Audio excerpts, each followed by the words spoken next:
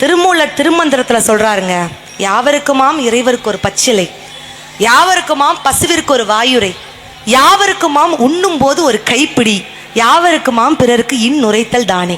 என்ன அர்த்தம்? பக்தியினாலே இந்த பாரினை வெல்லலாம் அப்படிங்கிறதுக்கு இந்த 4 வரி உங்களுக்கு மிக பொருத்தமாக இருக்கும். திருமூலர் திருமந்திரம் என்ன அர்த்தம்? மொதல் பாயிண்ட் உங்களுக்கு ஈஸியா சொல்றார். யாவருக்குமாம் இறைவனுக்கு ஒரு பச்சிலை. இப்போ அம்பாளுக்கு என்ன இலை? வேப்ப இலை.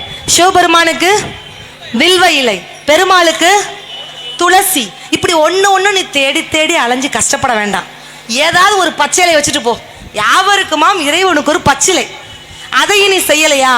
யாவருக்குமாம் பசுவிற்கு ஒரு வாயுரை. பசுமாத கோமாதாவை பார்த்தா அதுக்கு ஒரு சாப்பாடு கொடுங்க. யாவருக்குமாம் பசுவிற்கு ஒரு வாய். அதையும் நீ செய்யலையா? அதுக்கும் ஆப்ஷன் கொடுக்குறாரு. யாவருக்குமாம் உண்ணும் போது ஒரு கைப்பிடி, சாப்பிடும் பொழுது ஒரு கைப்பிடி எடுத்து தனியா வைங்க. எத்தனை பேர் செய்றீங்க? அப்படி கைப்பிடி எடுத்து தனியா வச்சுட்டா நம்ம அந்த சாப்பாடை மீன் கொட்டும் பொழுது 5 அறிவு ஜீவராசி இருக்கும்ல, அது ஏதாவது சாப்பிட்டு தன்னுடைய பசியை ஆற்றிக்கொள்ளும். நாம ஃபுல்லா வலிச்சு நக்கிட்டு நம்ம இலைய போட்டா நாய் பார்த்தா என்ன நினைக்கும்? நம்மளை விட நமக்கு முன்னாடி ஏதோ ஒரு நாய் சாப்பிட்டுருக்கு போல நினைக்குமா இல்லையா? இதையும் செய்யலையா? கடைசி யாவருக்குமாம் பிறருக்கு இன்னுரைத்தல் தானே.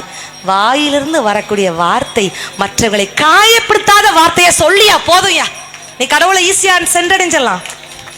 எத்தனை பேர் நம்ம சொல்றோம்? இனிய வார்த்தை இரும்பு கதவை கூட திறக்கும் அப்படின்ட்டு சொன்னாங்க.